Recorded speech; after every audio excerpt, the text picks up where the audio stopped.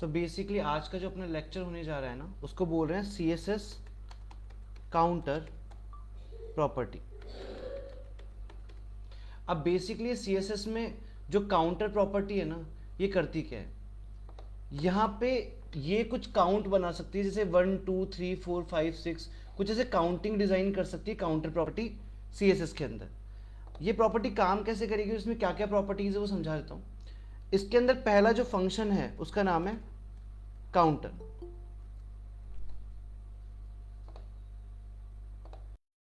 पहला function counter है। Counter for good afternoon. Counter function के बाद यहां पे दो प्रॉपर्टीज यूज होगी, एक का नाम है काउंटर रीसेट और दूसरी प्रॉपर्टी का नाम है काउंटर इंक्रीमेंट। सो बेसिकली कुछ ये प्रॉपर्टीज यूज होती है काउंटर के अंदर। अब ये करता कैसे काम है वो समझा देता हूं एक बार।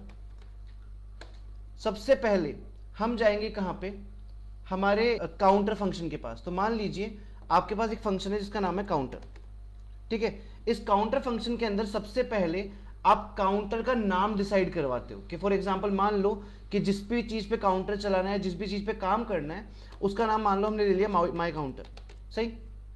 अब ये माई काउंटर जो है ये कहीं ना कहीं बना होता है। ये जो बना होता है ये बना होता है किसके अंदर, काउंटर रीसेट के अंदर, कुछ इस तरीके से माई काउंटर। और साथ में हम एक चीज और बताते हैं यहां पे कि जो काउंटर चालू करना है ये कौन सी वैल्यू से चालू करना है, मैंने बोला 0 से। और एक और प्रॉपर्टी यहां पे काम आएगी जिसका नाम है काउंटर इंक्रीमेंट। ये कैसे काम करेगा, यहां पे काउंटर का नाम लिखा होगा और साथ में ये बताया जाएगा कितने कितने का इंक्रीमेंट होने वाला है। फॉर एग्जांपल समझाता हूं कैसे काम करेगा। सबसे पहले हम माई काउंटर नाम का काउंटर लेके गए और उसकी स्टार्टिंग वैल्यू लेके गए 0 से। 0 से ये वैल्यू जो हमारी गई है ये किसके पास गई है, काउंटर फंक्शन के पास। और काउंटर फंक्शन ने इसको थ्रो कर दिया है किसके पास, काउंटर इंक्रीमेंट के पास। तो पहली वैल्यू जो प्रिंट हुई वो थी 0, अगली वैल्यू वो जो प्रिंट हुई वो है 1। अब ये 1 वैल्यू लेके वापस फंक्शन के पास जाएगा, फंक्शन इसको वापस इंक्रीमेंट पे थ्रो कर देगा और वैल्यू इंक्रीज हो जाएगी 2।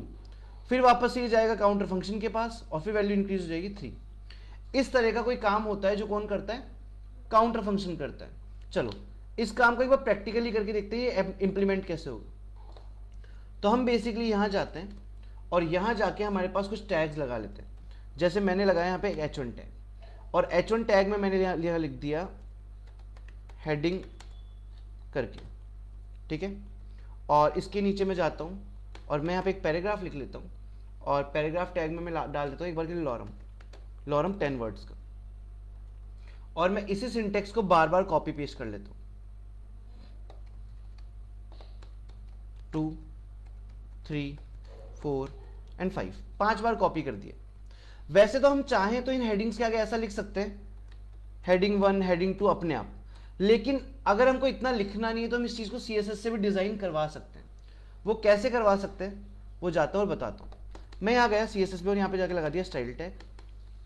स्टाइल टैग के अंदर जाके यहां पे मैं लगा लेता हूं बॉडी टैग। तो बॉडी नाम का सिलेक्टर मैंने लगाया और इस सिलेक्टर में मैं एक छोटी सी चीज करता हूं, मार्जिन दे देता हूं 50 पिक्सल की और पैडिंग दे देता हूं 50 पिक्सल की। यहां जाते हैं ओपन इन ब्राउजर कर लेते हैं। तो सारी हेडिंग्स मेरे पास यहां पे आ रही है। अब क्या करेंगे, सबसे पहले जाके बनाएंगे काउंटर रीसेट। तो बॉडी टैग में जाके बनाया काउंटर रीसेट और इसका एक नाम रखा जो कि मैंने रख दिया माई काउंटर और इसकी वैल्यू स्टार्ट कर दी 0 से। सॉर्टेड। अब ये करने के बाद हम यहां जाएंगे और H1 टैग पे थोड़ा सा काम करेंगे।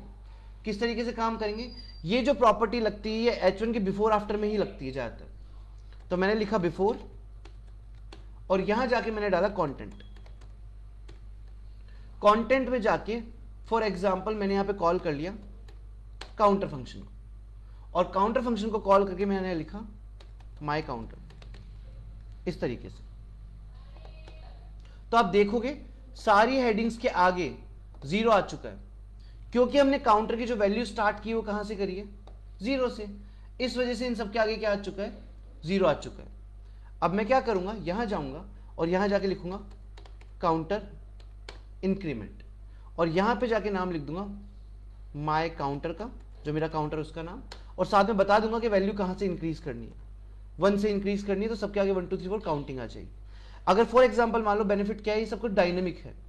अगर मैं इस हेडिंग और पैराग्राफ को और कॉपी करूं, कॉपी करके मैं यहाँ पे और काफ़ी बार पेस्ट कर दूं, तो ये बार बार मेरे को हटाना या लगाना नहीं पड़ेगा, ये अपने आप काम एडजस्ट कर लेता है कुछ इस तरीके से। सॉर्टेड। तो इस तरीके से ये प्रॉपर्टीज काम करती है जिनका नाम है काउंटर, काउंटर रिसेट और काउंटर इंक्रीमेंट।